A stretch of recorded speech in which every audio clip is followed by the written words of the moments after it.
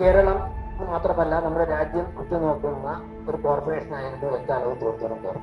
ഈ കോർപ്പറേഷനെ കോർപ്പറേഷനാക്കി മാറ്റുന്നത് ഈ ഇരിക്കുന്ന ഇനിയും ഇവിടെ വരാത്ത ആയിരക്കണക്കിന് വരുന്ന ജീവനക്കാരുടെ പ്രവർത്തനത്തിലൂടെ സാധാരണക്കാരായ ആൾക്കാരുടെ കണ്ണുകളിൽ തിളക്കം വരുമ്പോഴാണ് ഈ കോർപ്പറേഷൻ ജീവസുറ്റതാകുന്നത്.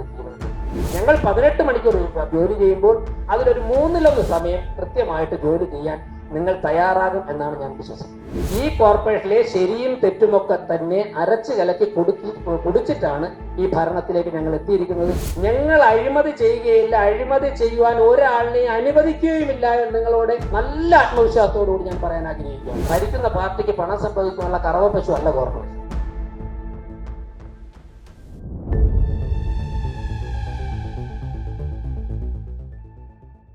നമസ്കാരം. തിരുവനന്തപുരം നഗരസഭാ മേയർ ശ്രീ വി രാജേഷ് നഗരസഭയിലെ ഉദ്യോഗസ്ഥരെ നിലവിലിപ്പോൾ വിളിച്ചു വരുത്തിയിരിക്കുകയാണ്. അതായത് തിരുവനന്തപുരം നഗരസഭയുടെ ഭാവി പ്രവർത്തനങ്ങളെക്കുറിച്ചും മറ്റും ചർച്ച ചെയ്യാൻ വേണ്ടിയാണ് ഉദ്യോഗസ്ഥരെ എല്ലാവരെയും തന്നെ നിലവിലിപ്പോൾ വിളിച്ച് ചേർത്തിരിക്കുന്നത്. എന്തായാലും ഈ ഒരു യോഗത്തിൽ മേയർ വി രാജേഷ് ഉദ്യോഗസ്ഥരുമായി സംവദിക്കുകയാണ്. ഈ മാസം 26-ാം തീയതിയാണ് പുതിയ ഭരണസമിതി ഏതൊരു ഭരണസമിതിയും മറ്റൊരു ഭരണസമിതിയുടെ തുടർച്ചയാണ്. സംസ്ഥാന സർക്കാരാവട്ടെ കേന്ദ്ര സർക്കാരാവട്ടെ തദ്ദേശ സ്വയംഭരണ സ്ഥാപനമായി ആ സിസ്റ്റത്തിൽ നിന്നുകൊണ്ട് ഭരണം ആരംഭിക്കുമ്പോൾ ഞങ്ങൾക്കറിയാവുന്നതിനേക്കാൾ കൂടുതൽ നിങ്ങൾക്കറിയാം. ഈ ഭരണരംഗത്ത് ഇപ്പോൾ നേതൃത്വത്തിൽ വന്നിട്ടുള്ള എല്ലാവരും തന്നെ പുതിയ ആൾക്കാരാണ്. കൗൺസിലർമാരായിട്ട് നല്ല പരിചയമുണ്ടെങ്കിലും mayor, deputy mayor, standing committee ചെയർമാൻമാർ എന്നുള്ള നിലയ്ക്കൊക്കെ തന്നെ ആദ്യമായിട്ടാണ് ഒരു കോർപ്പറേഷൻ തുടങ്ങിയത്. അതുകൊണ്ടുള്ള ആത്മവിശ്വാസ കൂടുതലും സിസ്റ്റത്തിനകത്തേക്ക് കാര്യങ്ങൾ മനസ്സിലാക്കി വന്നതിന് ശേഷം നിങ്ങളെയൊക്കെ ഒരുമിച്ച് കാണാം എന്നുള്ളത് കൊണ്ടാണ് ഏകദേശം ഒരു 10-20 ദിവസക്കാലം നമുക്ക് ഒരുമിച്ച് കാണാൻ സാധിക്കും. പലരും ചോദിച്ചു, മേയർ സെക്ഷനിലേക്ക് പോകുന്നില്ലേ, പരിചയപ്പെടുന്നില്ലെന്നൊക്കെ ചോദിച്ചു. ഒന്ന് സമയക്കുറവുണ്ടായിരുന്നു.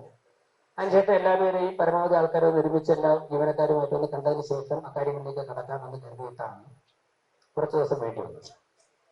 ഞാൻ സെക്രട്ടറിയോട് വന്ന് അടുത്ത ദിവസം തന്നെ പറഞ്ഞു, നമുക്ക് പരമാവധി ജീവനക്കാരെ ഒന്ന് ഒരുമിച്ച് കാണണം. അതിന്റെ അടിസ്ഥാനത്തിലാണ് ഈ കാറ്റഗറി ഒരുമിച്ച് വിളിച്ചിട്ടുള്ളത്.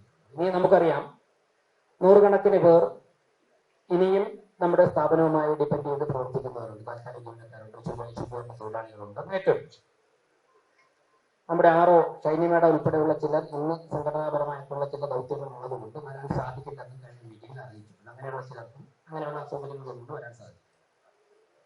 തീർച്ചയായിട്ടും കേരളം മാത്രമല്ല നമ്മുടെ രാജ്യം ഉറ്റുനോക്കുന്ന ഒരു കോർപ്പറേഷനായിരുന്നു എക്കാലവും തിരുവനന്തപുരം കോർപ്പറേഷൻ.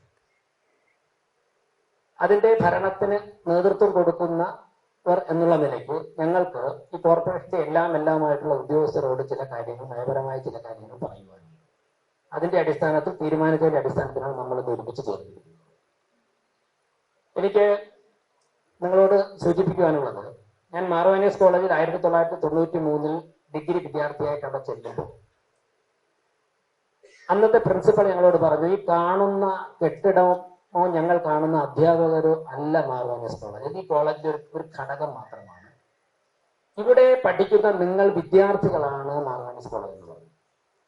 നിങ്ങൾ ഇവിടെ പഠിക്കുന്ന നാളെ നിങ്ങൾ ഇവിടെ നിന്ന് പഠിച്ചിറങ്ങിയതിനു ശേഷം ലോകത്തിന്റെ വിവിധ മേഖലകളിൽ പോയി പ്രവർത്തിച്ച് വിജയം വരിക്കുമ്പോൾ മാർവാനിയസിലെ ഒരു കുട്ടിയാണ്, പഠിച്ചിരുന്ന ആളാണ് ഇന്ന മേഖലയിൽ എത്തിയത് എന്ന് പറയുമ്പോഴാണ് ഈ കോളേജ് യഥാർത്ഥത്തിലുള്ള കോളേജായി മാറുന്നത്. പ്രിയപ്പെട്ടവരെ, എനിക്ക് നിങ്ങളോട് പറയാനുള്ളത്, ഈ ഇരിക്കുന്ന സ്റ്റാൻഡിംഗ് കമ്മിറ്റി ചെയർമാൻമാരോ മേയറോ ഡെപ്യൂട്ടി മേയറോ ഈ കോർപ്പറേഷനിലെ പല ഘടകങ്ങളിൽ ഒരു ഘടകം മാത്രമാണ്. മറിച്ച് ഈ കോർപ്പറേഷനെ കോർപ്പറേഷനാക്കി മാറ്റുന്നത് ഈ ഇരിക്കുന്ന ഇനിയും ഇവിടെ വരാത്ത ആയിരക്കണക്കിന് വരുന്ന ജീവനക്കാരുടെ പ്രവർത്തനത്തിലൂടെ സാധാരണക്കാരായ ആൾക്കാരുടെ കണ്ണുകളിൽ തിളക്കം വരുമ്പോഴാണ് ഈ കോർപ്പറേഷൻ ജീവസുറ്റതാകുന്നത്, ജീവനുറ്റതാകുന്നത്. അതിന് നേതൃത്വം കൊടുക്കുവാൻ വേണ്ടി, നിങ്ങളോടൊപ്പം നിന്ന് പ്രവർത്തിക്കുവാൻ വേണ്ടി ഞങ്ങൾ തയ്യാറാണ് എന്ന് പറയുവാൻ വേണ്ടിയാണ് ഞാൻ ഇവിടെ എത്തിയിരിക്കുന്നത്. നമ്മളൊക്കെ തമ്മിൽ നേരിട്ട് സംസാരിക്കാനുള്ള അവസരം ചുരുക്കമേ കിട്ടിയിട്ടുള്ളെങ്കിലും അങ്ങോട്ടും ഇങ്ങോട്ടൊക്കെ അറിയാം, പലരെയും കണ്ടിട്ടുണ്ട്. ഞാൻ കൗൺസിലറായിരുന്നു 5 വർഷം. ഒരുപാട് ഇടപെടലുകൾ നടത്തിയിട്ടില്ല, എങ്കിലും നമുക്കൊക്കെ തന്നെ അറിയാം, നമ്മുടെയൊക്കെ തന്നെ ശൈലികൾ അങ്ങോട്ടും ഇങ്ങോട്ടൊക്കെ അറിയാം. ഞങ്ങളൊക്കെ തന്നെ മാധ്യമങ്ങളിലൂടെയൊക്കെ അല്ലാതെയൊക്കെ വരുന്നതുകൊണ്ട് നമ്മുടെയൊക്കെ ശൈലികളാണ്. അതുകൊണ്ട് ഒരുപാട് ആമുഖ പ്രസംഗത്തിലേക്കൊന്നും ഞാൻ കടക്കുന്നില്ല, അതിന്റെ ആവശ്യവുമില്ല. ഞാൻ നേരിട്ട് കാര്യങ്ങളിലേക്ക് വരാം. മാധ്യമങ്ങളൊക്കെ ഇരിക്കുകയാണ്. ഞങ്ങൾ വലിയൊരു ദൗത്യവും ഏറ്റെടുത്തുകൊണ്ടാണ് തിരുവനന്തപുരം കോർപ്പറേഷനിലെ ഭരണസാരഥ്യം ഏറ്റെടുത്തിരിക്കുന്നത്. നിങ്ങൾക്കറിയാം, കേരളത്തിൽ ഒരുപാട് പ്രതിസന്ധികൾ നേരിട്ട് മുന്നോട്ട് വന്ന ഒരു രാഷ്ട്രീയ പ്രസ്ഥാനത്തിന്റെ പ്രതിനിധികളായിട്ട് ജനങ്ങളോട് കൃത്യമായ രാഷ്ട്രീയവും നിലപാടുകളും പറഞ്ഞു തന്നെയാണ് ഞങ്ങളെ ജനങ്ങൾ ഇവിടുത്തെ ഈ കോർപ്പറേഷനിലെ ഭരണത്തിലെത്തിക്കുന്നത്. ഞങ്ങൾ 5 വർഷം ഈ ഭരണസമിതിക്ക് നേതൃത്വം കൊടുക്കുമ്പോഴേക്കും ഞങ്ങൾക്ക് ഈ നാടിനെ കുറിച്ച് ചില സ്വപ്നങ്ങളുണ്ട്, ജനങ്ങളെ കുറിച്ച് ചില സ്വപ്നങ്ങളുണ്ട്. ആ സ്വപ്നവും പ്രതീക്ഷയും നിറവേറ്റുവാൻ വേണ്ടിയുള്ള കഠിനാധ്വാനം ചെയ്യാൻ വേണ്ടി തയ്യാറായിട്ടാണ് ഞങ്ങൾ വന്നിട്ടുള്ളത്. ആ കഠിനാധ്വാനം ചെയ്യാൻ ഞങ്ങൾ തയ്യാറായി വരുമ്പോഴേക്കും ചില മാതൃകകൾ ഞങ്ങളുടെ മനസ്സിൽ സ്വീകരിച്ചുകൊണ്ടും ജനങ്ങളുടെ മുൻപിൽ അവതരിപ്പിച്ചുകൊണ്ടാണ് ഞങ്ങൾ ഇറങ്ങുന്നത്. ഞങ്ങൾ സ്വീകരിച്ചിരിക്കുന്ന ഭരണ രംഗത്ത് ഞങ്ങൾ സ്വീകരിച്ചിരിക്കുന്ന മാതൃക ഈ രാജ്യത്തിന്റെ പ്രധാനമന്ത്രി ആരാധ്യനായ നരേന്ദ്രമോദിയുടെ മാതൃകയാണ് എന്നുള്ളത് നിങ്ങളോട് പറഞ്ഞുകൊണ്ടാണ് ഞങ്ങൾ ഈ പ്രസംഗം ആരംഭിക്കുവാൻ തയ്യാറായിരിക്കുന്നത്. അവിടെ എനിക്ക് സൂചിപ്പിക്കുവാനുള്ളത്, അദ്ദേഹം ഒരു ദിവസം 18 മണിക്കൂർ ഏറ്റവും ചുരുങ്ങിയത് നാടിനു വേണ്ടി അധ്വാനിക്കുന്നു. ഇവിടെ ഇരിക്കുന്ന MR ഗോവനായാലും ആശാനാഥും രാധാകൃഷ്ണനും ചെമ്പഴന്തി ഉദയനും ഉൾപ്പെടെയുള്ള സ്റ്റാൻഡിംഗ് കമ്മിറ്റി ചെയർമാനായാലും ഭരണപക്ഷത്തുള്ള 50 കൗൺസിലർമാരായാലും ഒരു ദിവസം ഏറ്റവും ചുരുങ്ങിയത് 17 മുതൽ 18 മണിക്കൂർ വരെ ജനങ്ങൾക്ക് വേണ്ടി കഠിനാധ്വാനം ചെയ്താൽ മാത്രമേ ഈ സിസ്റ്റത്തിനകത്ത് വിജയകരമായി നിന്ന് പോകാൻ സാധിക്കുകയുള്ളൂ എന്നുള്ള ഒരു പ്രതിജ്ഞ എടുത്തിട്ടാണ് ഞങ്ങളൊക്കെ തയ്യാറായി ഇറങ്ങിയിട്ടുള്ളത്. ഒരു 5:30 മണിക്ക് ശേഷം ഏത് സമയവും, 5:30 മണിക്ക് ഞങ്ങളുടെ പെർമിഷൻ ഇല്ലാതെ ആൾക്കാർ വീട്ടിലേക്ക് വരും. 5:30 മണി കഴിഞ്ഞാൽ ഞങ്ങളുടെ ആരുടെ വീട്ടിലേക്കും പൊതുസമൂഹത്തിലുള്ള ഏതൊരു വ്യക്തിക്കും അന്ന് കുട്ടി വിളിക്കുന്നതിന് യാതൊരു തടസ്സവും ഉണ്ടാവുകയില്ല. രാത്രി 11 മണി വരെ ഞങ്ങളൊക്കെ തന്നെ ഫീൽഡിലോ അല്ലെങ്കിൽ സോണൽ ഓഫീസുകളിലോ അല്ലെങ്കിൽ കൗൺസിലർ ഓഫീസിലോ അല്ലെങ്കിൽ മേയറുടെ ഓഫീസിലോ അവൈലബിൾ ആയിരിക്കുമെന്ന് പൊതുസമൂഹത്തോട് പറഞ്ഞുകൊണ്ടാണ് ഞങ്ങൾ ഈ രംഗത്ത് ഉത്തരവാദിത്വം ഏറ്റെടുക്കുന്നത്. അത് പറയുമ്പോൾ 18 മണിക്കൂർ ജനങ്ങൾക്ക് വേണ്ടി ഒരു ദിവസം മാറ്റിവെക്കുവാൻ വേണ്ടി ജനപ്രതിനിധികളായിട്ടുള്ള ഞങ്ങൾ തയ്യാറാകുമ്പോൾ എനിക്ക് വിനയപുരസരം എന്റെ സഹപ്രവർത്തകരോട് ജീവനക്കാരോട് പറയുവാനുള്ളത്, നിങ്ങൾ നിയമപരമായി നിങ്ങൾക്ക് നിശ്ചയിക്കപ്പെട്ടിട്ടുള്ള രാവിലെ 10 മണി മുതൽ 5 മണി വരെ വിശ്രമവേള ഒഴികെയുള്ള സമയം ജോലി ചെയ്യാൻ വേണ്ടി പ്രിയപ്പെട്ടവരെ നിങ്ങളും തയ്യാറാകണമെന്നാണ് എനിക്ക് വിനയപുരസ്സരം നിങ്ങളോട് കാര്യം പറയാനുള്ളത്. ഞങ്ങൾ 18 മണിക്കൂർ ജോലി ചെയ്യുമ്പോൾ അതിലൊരു 1/3 സമയം കൃത്യമായിട്ട് ജോലി ചെയ്യാൻ നിങ്ങൾ തയ്യാറാകും എന്നാണ് ഞാൻ വിശ്വസിക്കുന്നത്. നിങ്ങൾക്ക് വിശ്രമിക്കേണ്ട ഉച്ചയ്ക്ക് 1 മണിക്കൂറോ ചായ കുടിക്കാനുള്ള സമയം, അതൊക്കെ തന്നെ മാനസികമായിട്ടുള്ള അവകാശപ്പെട്ട കാര്യം. അതിന് ഞങ്ങൾക്ക് ഇടപെടേണ്ട അധികാരങ്ങൾ ഞങ്ങൾ ഇടപെടാനും പോകുന്നു. പക്ഷേ ആ സമയം കൃത്യമായിട്ടുണ്ടാവും. ഞാൻ ഇന്ന് ഈ പരിപാടിയിലേക്ക് വരുന്നതിന് മുമ്പ് തിരുവനന്തപുരം ബാർ അസോസിയേഷൻ സംഘടിപ്പിച്ച ഒരു ചടങ്ങിൽ പോയിട്ട് തിരുവനന്തപുരം ജില്ലയിൽ നിന്ന് ജയിച്ച ജനപ്രതിനിധികൾക്കുള്ള ഒരു അവാർഡ് ദാനം. ഞങ്ങളൊക്കെ കോടതിയിൽ ഗിരിയും ഞാനും ഒക്കെ തന്നെ അവിടുത്തെ അഭിഭാഷകരാണ്. അതുകൊണ്ട് തന്നെ അവരുടെ ഒരു ചടങ്ങുണ്ടായിരുന്നു. അതിൽ പോയിട്ടാണ് ഞാൻ വന്നത്. ഞാൻ അതിൽ പറഞ്ഞൊരു കാര്യം, മേയർ എന്നുള്ള നിലയ്ക്ക് തിരുവനന്തപുരത്ത് പ്രവർത്തിക്കുമ്പോഴേക്കും എനിക്ക് ഇതിന് ഏറ്റവും മുതൽക്കൂട്ടാവുന്ന ഒരു ഘടകം 10 വർഷം തിരുവനന്തപുരത്തെ കോടതികളിൽ അഭിഭാഷകനായി ക്രിമിനൽ സൈഡിലായിരുന്നു പ്രാക്ടീസ് ചെയ്യുന്നു എന്നുള്ളത് ഒരു മുതൽക്കൂട്ടാണ്. ഞാൻ അവരോട് പറഞ്ഞ് 2 തവണയാണ് ഈ കോർപ്പറേഷനിൽ ഞാൻ പ്രധാനമായിട്ട് വന്നതായിട്ട് നേരത്തെ കൗൺസിലർ ആവുന്നതിന് മുമ്പ് ഓർക്കുന്നു. ഒന്ന് 1998-ലോ 99-ലോ ബഹുമാനപ്പെട്ട ശ്രീ ശിവൻകുട്ടി അദ്ദേഹം മേയറായിരുന്ന സമയത്ത് അന്ന് ABVPയുടെ പ്രവർത്തനം എന്നുള്ളതായി ഈ വൃക്ഷത്തൈ ജില്ലയിലെമ്പാടും നടന്നതിന്റെ ചാർജ് എനിക്കായിരുന്നു. 97-98 അന്ന് പുത്തരിക്കണ്ട മൈതാനത്തിന്റെ സൈഡിൽ അത് നട്ടോട്ടെ എന്ന് അദ്ദേഹത്തോട് അനുവാദം ചോദിക്കാൻ വേണ്ടിയാണ് ആദ്യമായിട്ട് മേയറുടെ റൂമിൽ അന്ന് കയറിയത്. അദ്ദേഹം അനുവാദം തന്നു, ഞങ്ങൾ ചെയ്യുകയും ചെയ്തു. അതിനുശേഷം വന്നത് 2000-ൽ ഞാൻ അഭിഭാഷകനായി എൻറോൾ ചെയ്തതിനു ശേഷം 5-6 വർഷം പ്രാക്ടീസ് ചെയ്തപ്പോഴേക്കും ഞാൻ പ്രാക്ടീസ് ചെയ്യുന്ന ഓഫീസിന്റെ മുകളിൽ കുറച്ച് സ്ഥലം ഒഴിഞ്ഞു കിടക്കുന്നത്. അപ്പൊ അവിടുത്തെ സീനിയർ വക്കീലന്മാർ പറഞ്ഞു, രാജേഷ് നന്നായിട്ട് പ്രാക്ടീസ് ചെയ്യുന്നതുകൊണ്ട് ഒരു കാര്യം ചെയ്യാം, ഞങ്ങൾ അതിന്റെ മുകളിൽ കൺസ്ട്രക്ഷൻ നടത്താൻ ഉദ്ദേശിക്കുന്നുണ്ട്. അപ്പൊ അത് കൺസ്ട്രക്ട് ചെയ്തിട്ട് ആ സ്പേസ് രാജേഷ് ഞങ്ങൾ തരാം, അതിന്റെ റേറ്റ് ചെയ്തിട്ട് താങ്കൾ ഓഫീസ് ആരംഭിച്ചോളൂ എന്ന് പറഞ്ഞു. അതിലൊരു കോംപ്ലിക്കേഷൻ ഉണ്ട്. അതായത് കൊമേഴ്സ്യൽ റേറ്റ് ഇട്ടാണ് ടാക്സ് അസസ് ചെയ്തിരിക്കുന്നത് വക്കീൽ ഓഫീസ് ആയതുകൊണ്ട്. പക്ഷെ നമുക്ക് വക്കീൽ ഓഫീസിന് അതിന്റെ ആവശ്യമില്ല. കൊമേഴ്സ്യലിനും ഡൊമസ്റ്റിക്കിനും ഇടയ്ക്ക് ഒരു താരിഫുണ്ട്. അതായത് ഒരു ഹൈക്കോടതി ഓർഡർ ഉണ്ട്. കോർപ്പറേഷനിൽ ആ ഫയൽ പെൻഡിങ്ങിലാണ്. ഇത് 2003-ലോ 2004-ലോ ഉള്ള സമയത്താണ് അത് പെൻഡിങ്ങിലുണ്ട്. രാജേഷ് ഒന്ന് പോയിട്ട് ആരുടെങ്കിലും ഒന്ന് ബന്ധപ്പെട്ടത് ശരിയാക്കണം. ഞാൻ അഡ്വക്കേറ്റ് ആണ്, അപ്പൊ എനിക്ക് ഈസി ആയിരിക്കും. ഞാൻ അവിടെ ചെന്നു. ആദ്യം കോർപ്പറേഷനിൽ ഒരു കാര്യത്തിന് വേണ്ടി ഞാൻ വരുന്നത് അന്നാണ്. ഞാൻ അന്ന് കയറിയ വാതിലും അവിടെ വലത് സൈഡിലുണ്ടായിരുന്ന ടേബിളും ഒക്കെ ഇപ്പോഴും ഓർക്കുകയാണ്. അവിടെ വന്നു, ആ ഫയലൊക്കെ എടുത്ത് നോക്കി അന്നത്തെ സെക്ഷൻ ആ ക്ലർക്കിന്റെ മുകളിൽ എന്റെ ഓർമ്മയുണ്ട്. ഒടുവിൽ എനിക്ക് എല്ലാ ദിവസം വരാൻ പറ്റാത്തതുകൊണ്ട് ക്ലർക്കിന്റെ ഓഫീസിലെ ഗുമസ്തനെ കണക്ട് ചെയ്ത് കൊടുത്തു. അതിനെ കൊമേഴ്സ്യലിൽ നിന്നും ഈ ഡൊമസ്റ്റിക്കിന് മിഡിലാക്കുള്ള താരിഫിലേക്ക് കൊണ്ടുവരിക എന്നുള്ളതായിരുന്നു ഞങ്ങളുടെ ഉദ്ദേശം. അത് കുറെ കാലം നടന്നതിന് ശേഷം പിന്നെ ഞാനത് ഡിലേ ആയതുകൊണ്ട് അങ്ങ് വിട്ടു. ഒടുവിൽ ഞാൻ യുവമോർച്ചയുടെ സംസ്ഥാന പ്രസിഡന്റായിട്ട് ഫുൾ ടൈം പ്രാക്ടീസ് മതിയാക്കിയിട്ട് ഫുൾ ടൈം പൊളിറ്റിക്സിലേക്ക് പോയി. അതിനുശേഷം ഞാൻ ഒരു ദിവസം ആ ക്ലർക്ക്, ഇപ്പോൾ അദ്ദേഹം മരണപ്പെട്ടു, ഞാൻ അദ്ദേഹത്തോട് ചോദിച്ചു അത് ശരിയായെന്ന് ചോദിച്ചു. അപ്പോൾ അദ്ദേഹം പറഞ്ഞു, സാറേ ആ ടേബിളിലിരുന്ന ആൾ 27,000 രൂപ എന്റെ കയ്യിൽ നിന്ന് പൈസ വാങ്ങിച്ചു, പക്ഷെ ഇന്ന് വരെ അതൊന്നും ചെയ്തു തന്നിട്ടില്ല എന്ന് എന്നോട് നേരിട്ട് പറഞ്ഞു. പ്രിയപ്പെട്ടവരെ, ഞാൻ നിങ്ങളുടെ പറയാണ്, ഇത് 2003-ലോ 2004-ലോ എനിക്ക് നേരിട്ടുണ്ടായ അനുഭവമാണ്. ഇത് ഞാൻ ഒരിടത്തും പറഞ്ഞിട്ടില്ല. ഇന്ന് ഉച്ചയ്ക്ക് വഞ്ചൂർ കോടതിയിൽ പോയപ്പോഴും ഞാൻ പറഞ്ഞു, ഇത് എനിക്കൊരു അനുഭവമുണ്ട് കോർപ്പറേഷനിൽ നിന്ന്. ഞാൻ അത് ഇവിടെയും പറഞ്ഞു, ഒരൊറ്റടത്ത് മാത്രമേ പറയുള്ളൂ. ഇന്ന് വൈകുന്നേരം എന്റെ ജീവനക്കാരെ വിളിച്ചിട്ടുണ്ട്, അവരോട് പറയുവാൻ ആ മീറ്റിംഗിൽ ഞാനിത് പറയും. കാര്യം അവിടെയും പറഞ്ഞില്ല, ഇവിടെ പറയുകയാണ്. ഇതാണ് കോർപ്പറേഷനിൽ നിന്ന് എനിക്കുണ്ടായ രണ്ടാമത്തെ അനുഭവം.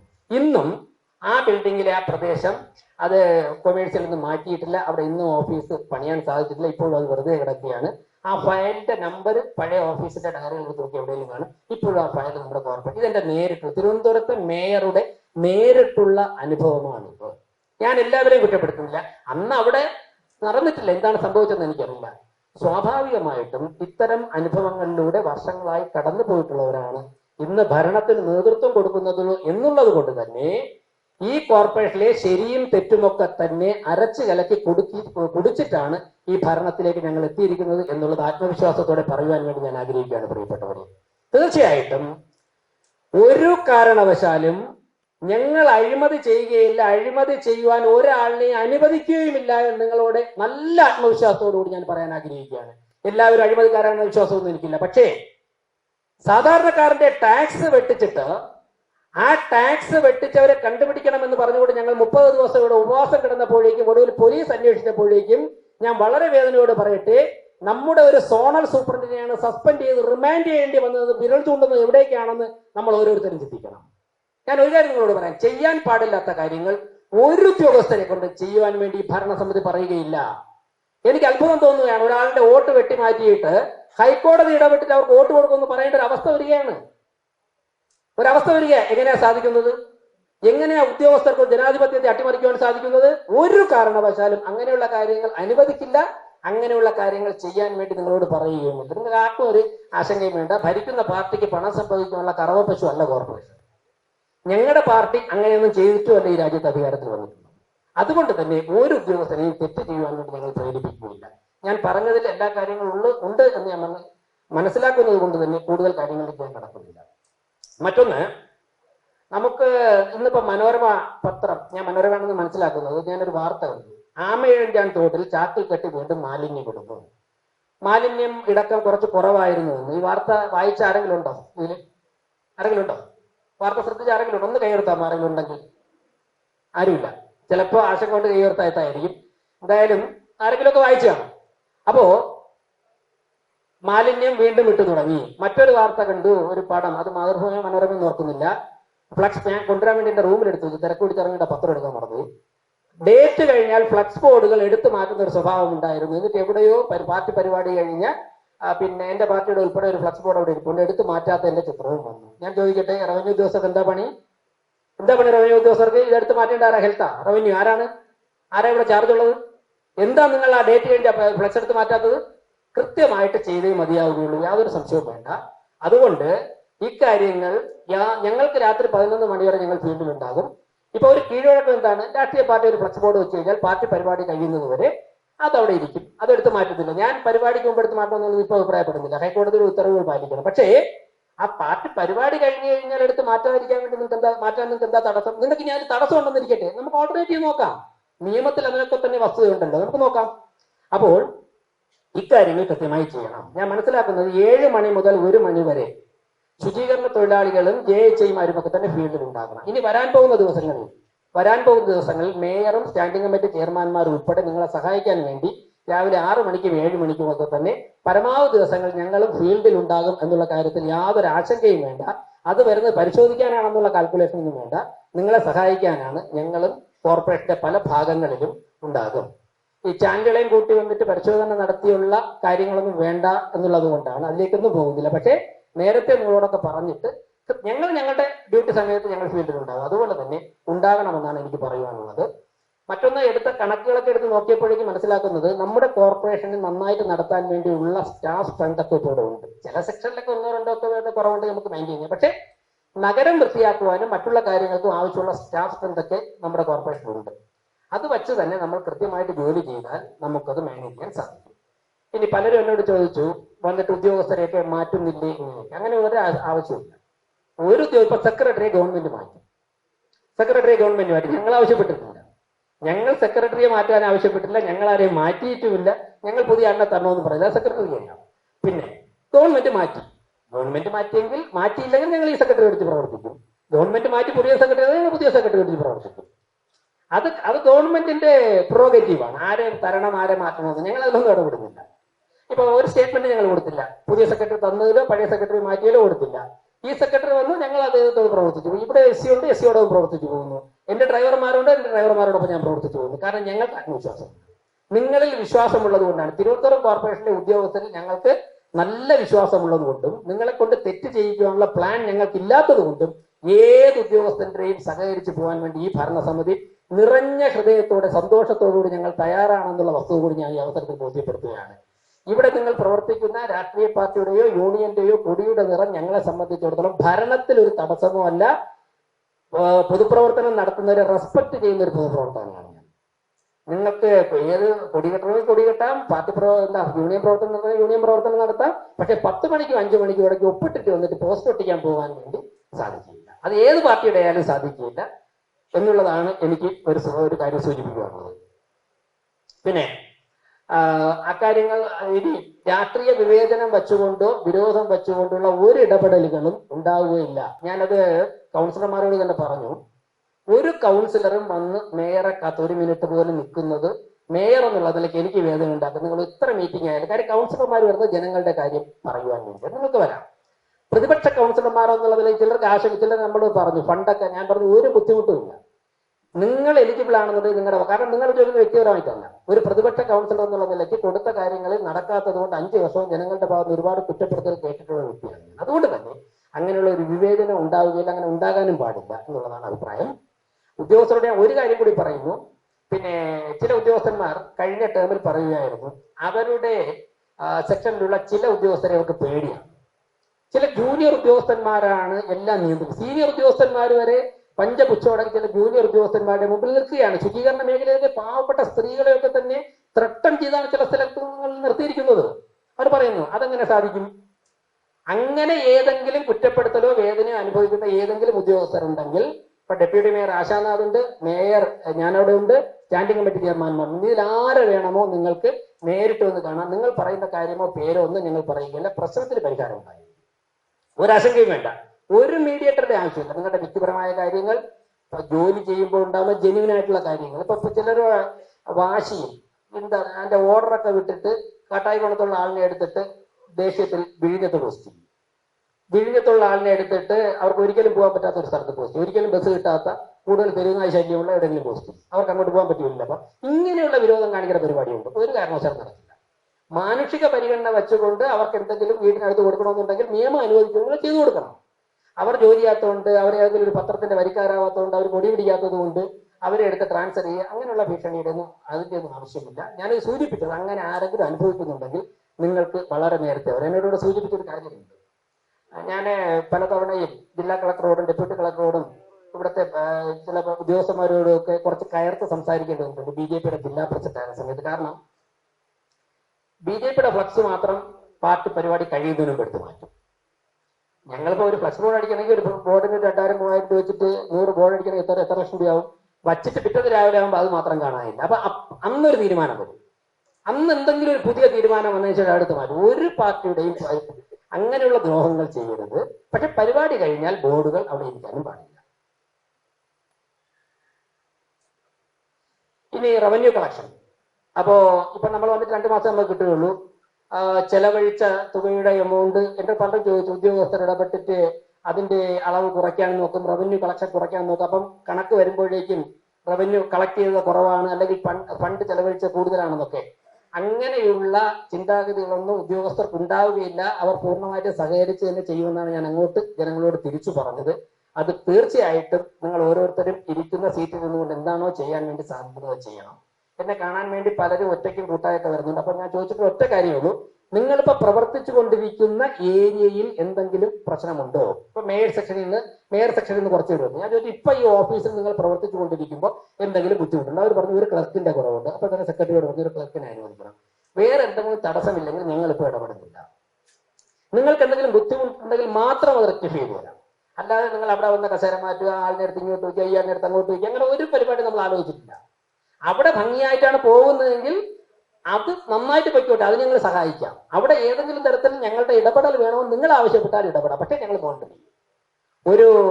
ഒരു മാസമോ 2 മാസമോ മോണിറ്റർ ചെയ്തതിനു ശേഷം ഇതിനെ തകിടം മറിക്കുവാനാണ് ആരെങ്കിലും ഗൂഢാലോചന നടത്തുന്നതെങ്കിൽ യാതൊരു സംശയവും വേണ്ട, കൃത്യമായിട്ട് ഞങ്ങൾ ഇടപെടലുകൾ നടത്തും എന്നുള്ള കാര്യത്തിൽ യാതൊരു സംശയവും വേണ്ട, യാതൊരു ആശങ്കയും വേണ്ട. കാരണം ഒരുപാട് സമരം ചെയ്ത് 35 കൗൺസിലർമാരെ മാത്രം വച്ച് കൃത്യമായിട്ട് 5 വർഷവും കൃത്യമായിട്ട് ജനങ്ങളുടെ മുൻപാകെ വിഷയങ്ങൾ അവതരിപ്പിച്ചു വന്നതിന്റെ ആത്മവിശ്വാസത്തോടു കൂടിയാണ് ഞാൻ പറയുന്നത്. ഞങ്ങളുടെ ഇടപെടൽ ആവശ്യമില്ലാതെ ഭംഗിയായിട്ട് പോകുന്ന സ്ഥലത്ത് അനാവശ്യമായി ഇടപെടാനുള്ള പ്ലാൻ ഞങ്ങൾക്കില്ല. ഉദ്യോഗസ്ഥരെ സംരക്ഷിക്കണം, സമാധാനപരമായി സമ്മർദ്ദമില്ലാതെ സ്വസ്ഥമായിട്ട് ജോലി ചെയ്യാനുള്ള സാഹചര്യം ഉദ്യോഗസ്ഥർക്ക് ഉണ്ടാക്കണം. പ്രത്യേകിച്ച് വനിതാ ജീവനക്കാർ. ഒരു പുരുഷൻ വീട്ടിൽ, എൻ്റെ അമ്മ സർക്കാർ ബാങ്ക് ജീവനക്കാരിയാണ്. അപ്പോൾ ഒരു പുരുഷൻ വീട്ടിൽ നിന്ന് ഇറങ്ങി ജോലിക്ക് പോകുന്ന പോലെ അല്ല ഒരു വനിത വരുന്നത്. അവർക്ക് നമ്മൾ പുരുഷന്മാർ ഉണർന്നതിനേക്കാൾ 2-3 മണിക്കൂർ മുമ്പ് ഉണരണം. നമ്മൾ ചെന്നിട്ട് പുരുഷന്മാർക്കാണെങ്കിൽ വിശ്രമിക്കാം, സ്ത്രീകൾക്കാണെങ്കിൽ വീണ്ടും രാത്രി 10-12 മണി വരെ ജോലി ചെയ്യണം. ഇതിന്റെ ഇടയിൽ കുട്ടികൾ ഉണ്ടാകും, അവരവരുടെ ആവശ്യങ്ങളുള്ള ഇതൊക്കെ തന്നെ മാനുഷികമായി പരിഗണിച്ചുകൊണ്ട് അവരെ സമ്മർദ്ദമില്ലാതെ ജോലി ചെയ്യിക്കണം എന്നുള്ള വ്യക്തിപരമായ അഭിപ്രായമുള്ള ഒരാളാണ്. അപ്പൊ തീർച്ചയായും ഉദ്യോഗസ്ഥരെ സംരക്ഷിക്കണം. പക്ഷെ നിങ്ങളിൽ നിന്ന് ഉണ്ടാവേണ്ട ഔട്ട്പുട്ട് സമൂഹത്തിലുണ്ടാകണം, പെരുമാറ്റം. ഒരു സംശയവും വേണ്ട. ജനങ്ങൾ ഇപ്പൊ ഞാൻ വന്നപ്പോൾ തന്നെ നല്ല ടെൻഷനായിരുന്നു. നിങ്ങളിവിടെ ഇരിക്കുന്നു, നിരവധി ചോദിക്കാതെ ആൾക്കാർ ഓഫീസിലേക്ക് വരുന്നു. പക്ഷേ അവരുടെ ആശ്രയമായിട്ട് ഈ വാർത്തകളിലെ കാണുമ്പോൾ മേയർ പ്രശ്നങ്ങളൊക്കെ പരിഹരിക്കുമെന്നൊക്കെ വാർത്തകളെ കാണുമ്പോൾ പാവപ്പെട്ടവർ മലയിൽ നിന്നും കാട്ടാക്കടയിൽ നിന്നും ആറ്റിങ്ങിൽ നിന്നൊക്കെ അപേക്ഷ കൊണ്ടുവരികയാണ്. ഇതിൽ 30% കാര്യങ്ങൾ മേയർക്ക് ഇടപെടാൻ പറ്റുന്ന കാര്യങ്ങളല്ല. പക്ഷെ അവർ വരുമ്പോഴേക്കും എടുത്തടിച്ചതുപോലെ ഞാനല്ലത് ചെയ്യേണ്ടത്, റൂമും വലിച്ചിറങ്ങി ഞാൻ പോയി കഴിഞ്ഞാൽ അവരുടെ അവസാന പ്രതീക്ഷയും ജനാധിപത്യത്തിൽ നഷ്ടപ്പെടും. അതുകൊണ്ട് തന്നെ നടക്കാത്ത കാര്യമാണെങ്കിലും നമ്മൾ പരിശ്രമിക്കാൻ പറ്റുന്ന രീതിയിൽ പരിശ്രമിക്കുന്ന കോൺഫിഡൻസ് അവർക്ക് കൊടുക്കുമ്പോഴാണ് ജനാധിപത്യത്തിൽ അവർക്ക് വിശ്വാസമുണ്ട്. അതുപോലെ തന്നെ എനിക്ക് ഉദ്യോഗസ്ഥരോട് പറയാനുള്ളത്, ജനങ്ങളോടുള്ള ഞാൻ പഠിപ്പിക്കുകയല്ല, മറിച്ച് ഇത്രയും കാലത്ത് പൊതുപ്രവർത്തന പരിചയത്തിൽ നിന്ന് ചില കാര്യങ്ങൾ ഷെയർ ചെയ്യുകയാണ്. പെരുമാറ്റത്തിന്റെ കാര്യത്തിൽ പരമാവധി നമുക്ക് അവർ സൗഹാർദ്ദപരമായിരിക്കുവാൻ വേണ്ടി ശ്രദ്ധിക്കണം. റോഡിലൂടെ പോകുമ്പോൾ കോർപ്പറേഷൻ എന്ന് പറയുമ്പോഴേക്കും ഒരു ഭയത്തോടെ നോക്കുന്ന അവസ്ഥ മാറിയിട്ട് നമുക്ക് സമീപിക്കാൻ പറ്റുന്ന പ്രസ്ഥാനമാണ് അത് എന്ന് തോന്നുന്ന ഒരു തോന്നൽ ഉണ്ടാകുമ്പോഴാണ് അവരുടെ പ്രാർത്ഥന വരുന്നത്. പല സെക്ഷനിലും ഞാൻ HOD മീറ്റിംഗ് നിങ്ങൾ കഴിഞ്ഞ ദിവസം പറഞ്ഞു, ഇൻഫ്രാസ്ട്രക്ചറിന്റെ കുറച്ച് പ്രശ്നങ്ങളുണ്ട്. ചില കമ്പ്യൂട്ടർ വർക്ക് ചെയ്യുന്നില്ല, ചില ഫാനുകൾ. ഒരു ഉദ്യോഗസ്ഥ പറഞ്ഞു, നല്ല ചൂട് കാരണം അവിടെ ഇരുന്ന് ജോലി ചെയ്യാൻ പറ്റുന്നില്ല. അപ്പൊ തന്നെ ഫാൻ വാങ്ങിച്ചിട്ട് പിറ്റേ ദിവസം ബില്ലെത്തിക്കാൻ പറഞ്ഞു. കാരണം അതൊക്കെ മാനുഷികമായിട്ടുള്ള കാര്യം. ഇങ്ങനെയുള്ള കുറെ കാര്യങ്ങളുണ്ട്. മെയിൻ ഓഫീസിൽ സെക്രട്ടറിയായിട്ട് സംസാരിച്ചപ്പോൾ കുറെ സിസ്റ്റം ഒക്കെ കറക്റ്റ് ചെയ്തിട്ടുണ്ടെന്ന് പറഞ്ഞു. ബാക്കിയുള്ള കാര്യങ്ങളിലേക്ക് നമ്മൾ പറയാം. അപ്പോ ഇത്രയും കാര്യങ്ങളാണ് എനിക്ക് പ്രധാനമായിട്ടും സൂചിപ്പിക്കാനുള്ളത്. പിന്നെ ഏതൊരു മേശയിലും ചെല്ലുമ്പോഴേക്കും ഫയലുകളൊന്നും കാണാനില്ല. ഈ ഫയലൊക്കെ ആയതുകൊണ്ട് ഫയലുകൾ ഇങ്ങനെ കുന്നുകൂടി കിടക്കുന്നത് കാണാനില്ല. പക്ഷെ എന്നതുകൊണ്ട് ഫയല് എല്ലാം കൃത്യമായിട്ട് പരിപാലിച്ചു പോകുന്നു എന്ന് ആരും ചിന്തിക്കണം. അങ്ങനെയുള്ള അഭിപ്രായമില്ല. നിരവധി ദിവസങ്ങൾ ഫയലുകൾ കയ്യിൽ വെച്ചിരിക്കുന്ന ഉദ്യോഗസ്ഥർ. ഇപ്പോഴത്തെ ഒരു ഗുണം എല്ലാവർക്കും കാണാം. ഏത് ഉദ്യോഗസ്ഥയുടെ മുമ്പിലാണ് ഏത് ഫയൽ ഏത് കണ്ടീഷനിലാണ്. ഇന്നിപ്പോ രാവിലെ ഒരു കൗൺസിലറിനെ വിളിച്ചിരുന്നത്, സാറേ 4 ദിവസം കൊണ്ട് സാറിന്റെ ലോഗിനിൽ കിടക്കുകയാണ് എന്റെ ഫയൽ. ഞാൻ ഒരു ദിവസം തൃശ്ശൂർ ജില്ലയിൽ മീറ്റ് ചെയ്യാൻ ശബരിമല പോയിരുന്നു. അപ്പൊ അവർ കൃത്യമായിട്ട് പറയണം ഈ ഫയൽ എവിടെയാണ് വന്നിരുന്നത്. അപ്പൊ നാട്ടുകാർക്കെല്ലാം തന്നെ ഏത് ഉദ്യോഗസ്ഥയുടെ അടുത്താണ് ഈ ഫയൽ കിടക്കുന്നതെന്ന് അറിയാമെന്നുള്ളത് കൊണ്ട് ഫയൽ ടേബിളിലില്ല എന്ന് വെച്ചിട്ട് നമ്മൾ ആശ്വസിക്കേണ്ട. അനാവശ്യമായി ഫയലുകൾ പിടിച്ചു വയ്ക്കരുത്, അനാവശ്യമായി ഫയലുകൾ താമസിപ്പിക്കരുത്. പിന്നെ ഈ പെർമിഷനെ കൊടുക്കുമ്പോഴേക്കും റൂൾസ് വയലേറ്റ് ചെയ്തുകൊണ്ട് ഒരുപാട് കെട്ടിടങ്ങൾക്ക് കൊടുത്തിട്ടുണ്ട്.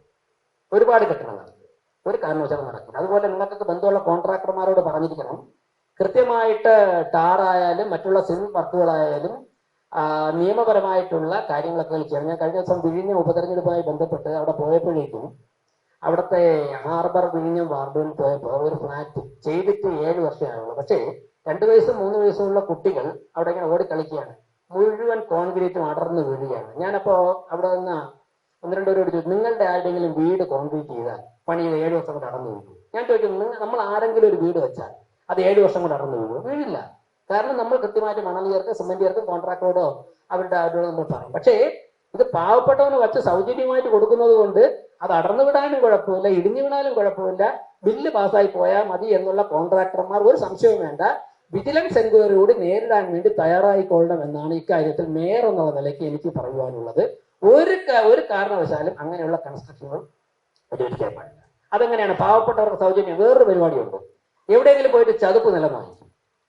ഞാൻ ഇവിടെ നടന്നെന്ന് പറയില്ല. എന്നിട്ട് സൗജന്യമായി വീട് കിട്ടുന്നവർക്ക് റിയൽ എസ്റ്റേറ്റ് പരിപാടിയിൽ കൊടുക്കും.